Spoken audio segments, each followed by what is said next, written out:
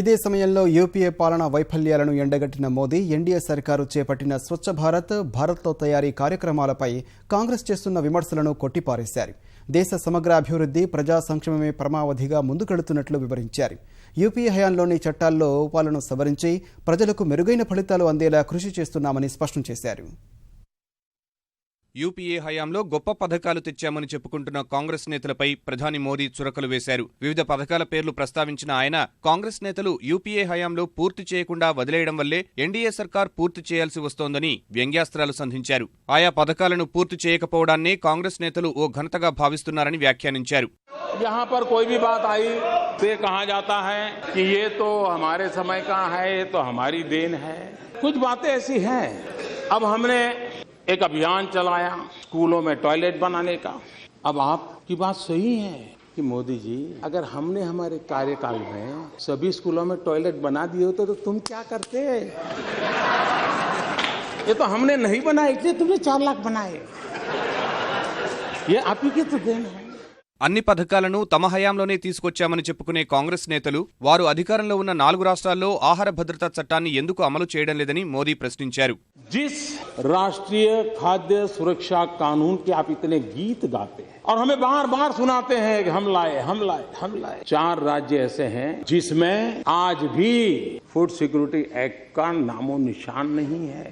और उसमें आपके द्वारा शासित राज्य हैं केरल, मिजोरम, मणिपुर, अरुणाचल प्रदेश.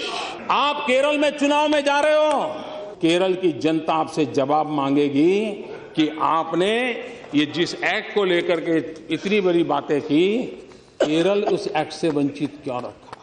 పేదరిక నిర్మూలనపై కాంగ్రెస్ గొప్పలను కూడా వ్యంగ్యాస్త్రాలతో తిప్పికొట్టిన మోదీ 60 ఏళ్ల కాంగ్రెస్ పాలనలో పేదరిక నిర్మూలనకు కృషి చేసి ఉంటే ఉపాధి హామీ పథకాల అవసరమే ఉండేది కాదన్నారు. యూపీఏ హయాంలో రూపొందించిన పథకాలను మరింత బలోపేతం చేయడం సహా ఎక్కువ ప్రయోజనాలు లభించాలనే ఉద్దేశంతోనే మార్పులు చేస్తున్నట్లు స్పష్టం చేశారు. कि 2 योजनाओं का कंपैरेटिव स्टडी करने की जरूरत है. एक अटल जी के समय शुरू हुई प्रधानमंत्री ग्रामीण सड़क योजना और दूसरी ये हमारी प्रधानमंत्री ग्राम सड़क योजना का उन राज्यों को सबसे ज्यादा लाभ मिला है जो कुल मिलाकर के गरीबी की श्रेणी में आते हैं. रोड बनता है तो रोजगार भी आता है, रोड बनता है तो सुविधा भी आती है और उसके कारण एजुकेशन में, हेल्थ में, व्यापार में भी एक बदलाव आया है. प्रधानमंत्री ग्राम सड़क योजना में भी भारत सरकार के पैसे गए, मनरेगा भी गए, लेकिन एसेट क्रिएशन हुआ और इसलिए उसमें से सीख करके हम मनरेगा को भी एसेट क्रिएशन के पर बल दे रहे हैं. उसमें भी पानी पर सबसे ज्यादा हम बल दे रहे हैं और उसका परिणाम मिलेगा. ఇదే సమయంలో ప్రపంచ దేశాలకు ఐక్యరాజ్యసమితి నిర్దేశించిన సుస్థిర అభివృద్ధి లక్ష్యాన్ని సాధించే క్రమంలో పార్టీలన్నీ రాజకీయాలు పక్కన పెట్టి కలిసి రావాలని ప్రధాని పిలుపునిచ్చారు. ఇందుకోసం 1-2 రోజులు అదనంగా సమావేశమయ్యే అంశాన్ని పార్లమెంటు సభ్యులు ఆలోచించాలని సూచించారు. एक सत्र के दरमियान 1 या 2 दिवस हम सब मिलकर के अंतर्राष्ट्रीय जगत में जो सस्टेनेबल डेवलपमेंट गोल तय हुए उसमें भारत की जो भूमिका है उसको चरितार्थ करने के लिए क्या कर सकते हैं, हम कोई बहस कर सकते हैं.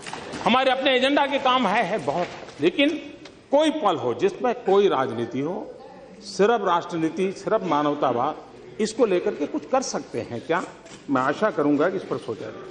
మహిళా సాధికారికత, చట్టసభల్లో వారి పాత్ర పెంపుపై స్పీకర్ సుమిత్రా మహాజన్ తీసుకుంటున్న చర్యలను ప్రశంసించిన ప్రధాని మహిళా సభ్యుల కోసం ఓ పరిశోధనా వ్యవస్థను ఏర్పాటు చేయాలని నిర్ణయించడం గొప్ప నిర్ణయమని కొనియాడారు. మహిళా దినోత్సవమైన ఈ నెల 8న లోక్సభలో కేవలం మహిళా సభ్యులే మాట్లాడే అవకాశం ఇవ్వాలన్న ఆమె ప్రతిపాదనను కూడా ప్రధాని సమర్థించారు.